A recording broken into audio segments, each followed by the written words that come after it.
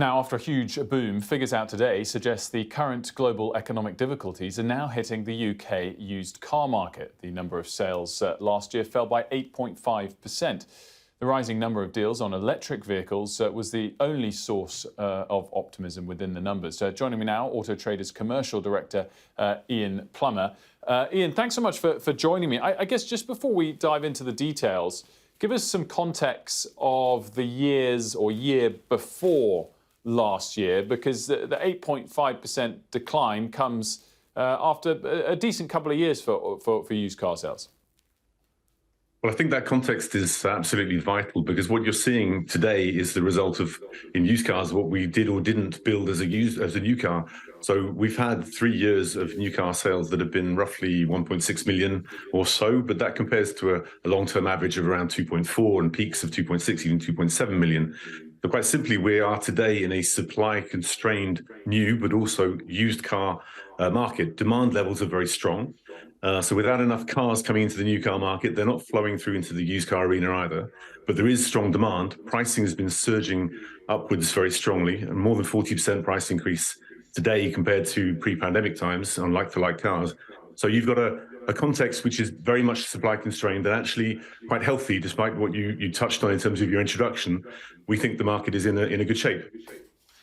And just to expand on that briefly, so the new cars were particularly supply constrained. Has that eased a bit and therefore taken back some of the demand from used cars? Well, the new car situation is linked back historically, obviously, to the fact that factories were closed during COVID eras. The lockdown period affected manufacturing quite significantly. Parts orders were cancelled for key components such as semiconductors. You then got into a price war with sourcing of those semiconductors, where manufacturers were competing against people selling tablets and laptops to those of us in lockdowns and children needing additional IT equipment. They didn't get those semiconductors, and they still don't have enough of those microchips right now today to fit them into their cars. Today's car needs around 1,500 semiconductors, so you've got an awful lot of kit in a typical car, double that for a high-value electric vehicle. And quite simply, that's constrained production. You added to that in the last year or so the issues relating to Ukraine, also for the COVID lockdowns in China. That's what's led to lack of new car production. But quite simply, if you don't build a new car, it doesn't become a used car. It doesn't enable somebody to bring back a car as a part exchange when they're buying another one, whether it be new or used, and you slow down the whole market. So the pricing dynamic is one of the key things that's changed there. But the used car arena of 0 to 5-year-old cars is back around 27% in terms of available stock and what it was pre-pandemic times.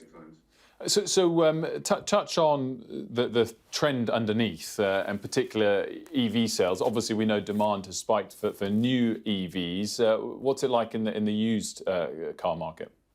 Well, EVs are a bright spot, as you touched on. There is strong demand for electric vehicles. It's been growing strongly through the last year or two. It's been boosted by announcements such as, the political announcement to cut the sale of petrol and diesel vehicles. That saw a huge surge of interest on those cars on our platform. That continued through difficulties to actually get petrol at pumps. That was October or so of 21. Then price increases of petrol and so on. The energy price increase just more latterly has dampened a little bit of the demand boost that we've been seeing. At the same time, a supply of electric vehicles just comes surging through, of used vehicles. They've come off fleets, and they're coming back as part exchanges now, which is great to see. That is now leading, though, to if you like, a crossing of the lines between the supply curve and the demand curve. So pricing electric is coming down. In many ways, that's a good thing, because the affordability issue of electric is quite certainly a blocker for demand. But it's a challenge for the industry. But fundamentally, I think what we're seeing more broadly in the market is really strong demand for automotive. So we're seeing, for example, in the month of January, visits to Autotrader were up hugely, up to a record level of 80 million visits to the platform, around more than 10 million unique visitors to the site. So that's up around 14% on January 2022. So belying this idea that there's no sort of health in the market, it's a supply-constrained market, not a demand reduced one, and that's flowing through, we think, into sales. So our indicative sales data for January for used cars actually shows a growth of around 8%. Again, very different to the trend we've highlighted through the whole of 2022, and signs that there's definitely an upturn coming through, and dependent again on the supply of the available vehicles. And Ian, just finally, I know this is a big factor for the auto market in the US. Is it less so here? The fact that the interest rates have risen, what sort of percentage of people buy their cars on a finance deal versus buy them outright? A growing number, to be honest with you. So we assume that with pricing having gone up as much as it has, that's going to put a lot of people off, and it clearly will put off some people. It makes cars more challenging to get into, particularly if you're a first-time buyer. If you've got a car, you're bringing back a part exchange, which itself is of higher value, and you put that value down against the purchase price of the new vehicle, whether it be a new or used car. So you actually reduce the remaining amount that you've got to finance in some way.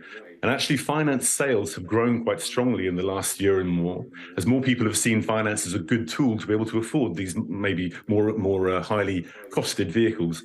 So the finance rate has grown to around 1 in 2 used car buyers buying finance from the point of sale, the car retailer that they're working with. So it's seen as actually a great tool to enable more people to get into a car. Ian, thanks so much for joining me. Much appreciated. Thank you. So to come here on Ian King Live, we'll